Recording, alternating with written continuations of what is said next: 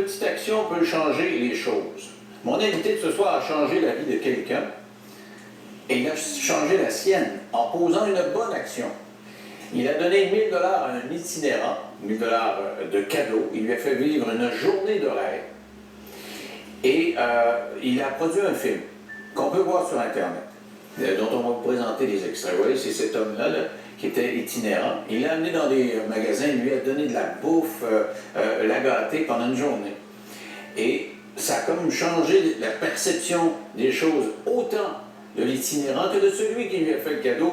Il s'agit de Dominique Sigouin qui est avec nous. Bonsoir, M. Sigouin. Bonsoir. Quelle était l'idée de départ? L'idée de départ, c'était une inspiration, une vidéo que j'ai vue sur Internet de quelqu'un qui avait fait quelque chose de similaire aux États-Unis. Et puis, ça m'a inspiré, ça m'a touché. Fait que je me suis dit, d'un, j'ai le goût de le faire.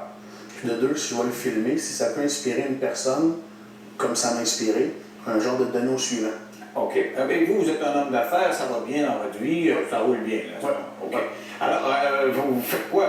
Vous vous promenez dans la rue pour chercher un itinérant avec une caméra? C'était la première option, mais on a vu que c'était pas la meilleure. Ce qu'on a fait, c'est que j'ai posté sur Facebook à mes amis, j'ai dit j'ai le goût de faire ça. Qui embarque? Fait que j'ai quelques amis qui sont manifestés.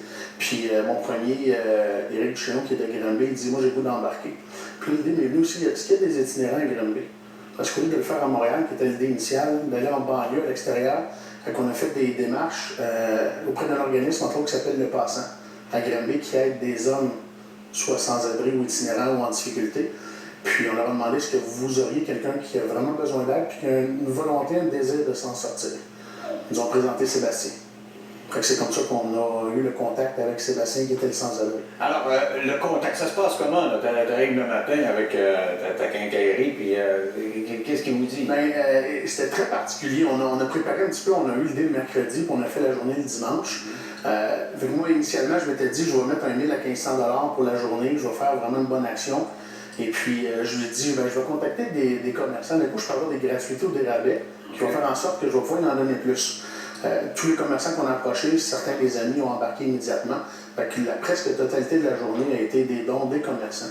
Donc, ça avait l'air de quoi, cette journée-là? On est allé à l'organisme Le Passant le matin. Pas sans un certain malaise, un peu. C'est pas naturel, hein? Non, ni pour un ni pour l'autre. On a vu de casser la glace. Puis donc, ce qu'on a fait, on a commencé, on est allé lui acheter du vêtement. Fait qu'on dit, on va faire une garde-robe au complet. Donc, on a mis à peu près 400-500 $ de vêtements, sac à dos, casquette. Après ça, on voit des chaussures, parce que les chaussures étaient usées. Je faisais la blague, comme dans Passe-Partout à l'époque, qui mangeait des camions. Donc, c'est le Sport Expert qui ont donné une paire de chaussures, une bonne paire de chaussures. Par la suite, on est allé dîner, un buffet à volonté. On est allé au cinéma, j'avais eu l'idée de le divertir. Fait qu'on est allé voir un film cinéma 3D. Il n'avait jamais vu ça, puis les autres? Non. Et ça a été une très belle expérience pour lui. Par la suite, on est allé à un magasin, Son X Plus, pour un lecteur MP3, parce qu'il avait déjà commencé à cueillir des fruits des champs pour s'en sortir, pour ramasser de l'argent. Puis la musique, ça l'inspirait beaucoup, fait qu'il allait cueillir plus, faire plus d'argent. Après ça, on est allé transformation au salon de coiffeur. Ça, c'est spectaculaire, parce qu'il a tignasse assez épaisse et il voulait en enlever juste un petit peu, ou persuader d'en enlever un petit peu. Au début, il disait je ne veux pas en enlever beaucoup, puis finalement, il a dit là, je pense qu'il y a eu un déclic, il a dit tant qu'à faire une transformation, je vais la faire complètement. Donc là, il y a eu. Et c'est comme si cette façon de faire, de se voir soi-même, avait un effet sur ce qu'on est nous-mêmes. C'est comme si c'était vu autrement. Oui, il avait déjà commencé aussi à réaliser que de vouloir une réinsertion sociale, l'image qu'il projetait, même si on dit toujours qu'on veut être reconnu pour qui on est, non pas ce que l'on représente, mais il devait redorer son image physique, il était conscient de ça, et il a saisi cette opportunité-là. Et donc, on va le voir se faire couper les cheveux, après ça, vous allez où? Par la suite, on est allé souper au restaurant, avec un bon souper au restaurant, filet mignon, crevettes, un bon repas, puis par la suite, on est allé au Passant. Un nouvel homme est né. Et j'aimerais qu'on écoute son commentaire. Moi, ça m'a tiré la langue. Écoutez comment il réagit, comment il se sent émotivement à fleur de peau. Écoutez-lui. C'est la première fois que tu voyais un film 3D. Oh oui, j'ai jamais vu ça dans ma vie. Ça faisait comme 20 ans que je n'étais pas allé au cinéma. Je me payais plus des. Ça me donnait le goût à des choses comme ça, pouvoir faire d'autres choses que juste être assis et regarder l'eau couler dans une rivière. Ça faisait combien de temps qu'il était itinérant? Une dizaine d'années. Une dizaine d'années. Ouais. Alors, la journée se finit comment après Là, on est allé au passant, qui était l'organisme où il devait payer environ, je crois, 17 $ par jour pour être nourri, logé. On a payé un petit peu d'arriérage qu'il y avait, quelques jours de surplus. Puis on s'était dit qu'on allait garder contact. Parce que c'est certain qu'on espérait que l'inspiration, le souffle qu'il y a eu cette journée-là, ça allait l'inciter à poursuivre sa démarche de réinsertion. Après ça, on a gardé contact toutes les 2-3 semaines. Et puis là, vendredi qui vient de passer, on a fait la journée retrouvailles. Ah! Et puis? Que de bonnes nouvelles. Puis, donc là, il n'est plus dans la rue. Il a un emploi, il a un toit, il fait son épicerie, il remplit son frigidaire, comme il dit. Qui a... il a son appartement? Oui, c'est une chambre, dans le fond, avec le propriétaire, la personne d'affaires qui Mais je me disais qu'il n'y avait rien, là. Oui, probablement in and out, quelques fois aussi, il était à Vancouver. Mais là, depuis quelques mois, il était vraiment dans la rue. Là, il a un toit, il est en train de se reprendre en main. Il a un travail, il a réussi à gagner de l'argent. Il travaille à tout faire, donc ça paye son loyer, un peu de dépenses, sa nourriture. Là, pour tout l'hiver, il y a comme un contrat, si on peut dire, au niveau d'homme à tout faire. Donc, pour les 6 prochains mois, il y a un emploi. Qu'est-ce qu'il avait amené dans la rue? Est-ce que c'était la drogue ou... Je pense que c'est une histoire qui est pas mal commune à bien des gens. Sans rentrer dans ces détails, il y a vraiment des décisions personnelles suite à des événements émotionnels qui a fait en sorte qu'il a dégringolé. Il est allé au plus bas, puis il était là depuis une dizaine d'années. Il ne pouvait pas s'en sortir. Ouais. Mais quand là, vous allez refaire une vidéo sur ces retrouvailles, vous voulez faire la même chose, mais quand vous apprenez ça le vendredi dernier, là, que, écoute, sa vie change, puis c'est parce que vous avez vu quelque chose qui venait des États-Unis sur Internet, vous faites la même chose, et là, ça provoque ça. Comment vous avez réagi? C'est pas on peut pas décrire, je crois. C'est de voir dans ses yeux le bonheur puis l'espèce de gratitude qu'il y avait pour moi puis mon ami Eric qui a fait la journée avec moi.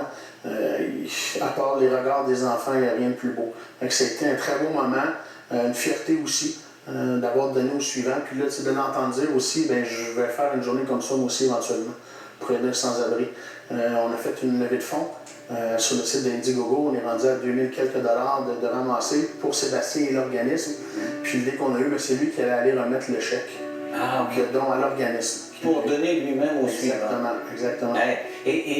Et j'ai compris que vous-même, lui, ça a bouleversé sa vie. Hein? On le voit manifestement, ne serait-ce qu'avec son apparence physique, maintenant qu'il a un emploi, mais ça a bouleversé la vôtre. En quoi? Oui, mais disons que la situation professionnelle a changé. J'ai fait un virage 180 degrés.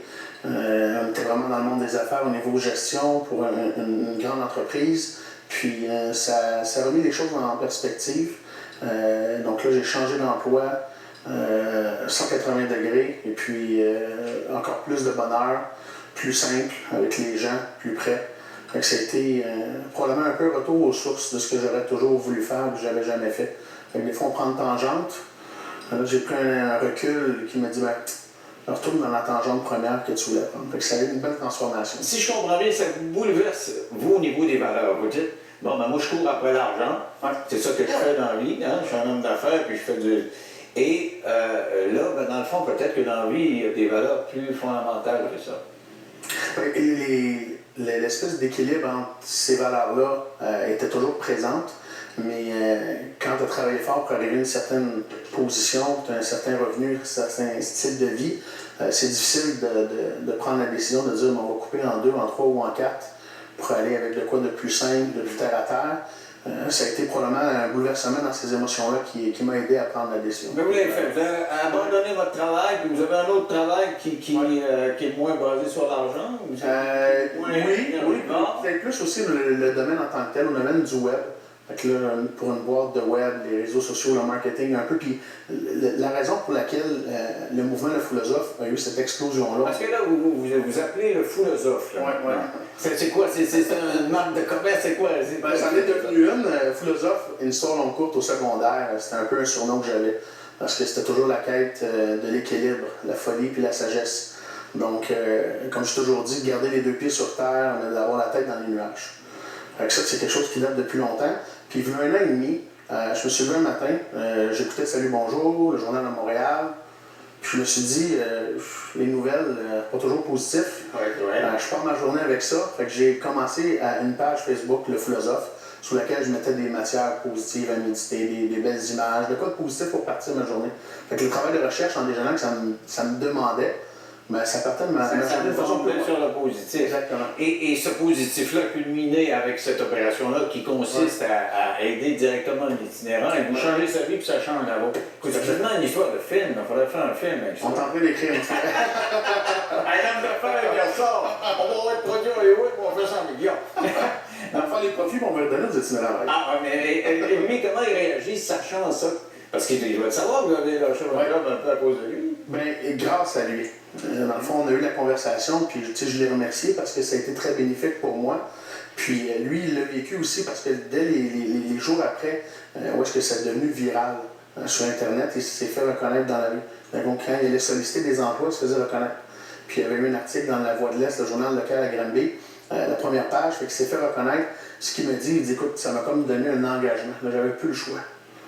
Fait que ça m'a mis une bonne pression, c'est ce qui l'a aidé à dire, écoute, il faut que je continue, que je fasse les efforts. Fait que lui, il a eu la transformation positive que ça a amené. Mais ça aurait pu avoir l'effet inverse. Ouais, tout à fait. Quelqu'un qui n'est pas habitué de composer avec la pression aurait peut-être pu craquer. Le résultat final, au début de l'opération, je m'étais dit, je ne vais pas m'impliquer au niveau de l'imputabilité. Je ne veux pas m'attacher trop et être responsable. On va faire le geste, on va espérer que ça porte fruit. Puis la vidéo peut inspirer des gens à faire autant. Puis les inspirations, j'ai reçu à peu près 1200 messages privés. Allez-vous le refaire encore ou invitez-vous les gens à le refaire? Bien, il y a deux choses qui se passent. Premièrement, le principe d'un homme d'affaires qui aide un sans-abri. J'ai un homme d'affaires qui a confirmé qu'il va, je veux dire, financer la prochaine journée. Quelqu'un qui le fait pour les bonnes raisons, qui a le cœur à la bonne place. Puis c'est de mettre un peu aussi, enlever les préjugés, autant sur les hommes d'affaires que les sans-abri. Ah, mais tant qu'on ne le fait pas pour la pub, justement pas. La personne voulait rester anonyme. Ça voulait faire. Non, ben, au début, non, pas du tout. Puis j'avais parlé de la compagnie pour laquelle je travaillais, puis c'était pas dans cet intérêt-là. Puis la personne, l'homme d'affaires, qui est un homme d'affaires qui a réussi au Québec, elle veut le faire de façon anonyme. On essaie de le forcer pour qu'il s'implique devant la caméra. Il le faisait vraiment pour la bonne raison, ça l'a touché, ça l'a ému. Fait qu'il y a ce volet-là qui est en préparation. Puis l'autre volet, c'est les quelques 200-300 bénévoles qui m'ont écrit, des gens qui disent « je veux faire de quoi, je veux aider, je veux donner ». Donc là, sur la page du Philosophe, j'ai créé un forum par région. J'essaie de regrouper les gens pour que le mouvement se poursuive. Alors, sur Internet, vous allez sur Philosophe. Le Philosophe. Vous écrivez ça comment? F-O-U, Philosophe. Comme philosophe, exactement. qui est fou. Merci beaucoup, c'est vraiment, c'est assez extraordinaire. Et ce vidéo-là, ça fait du bien de voir ça vraiment. Restez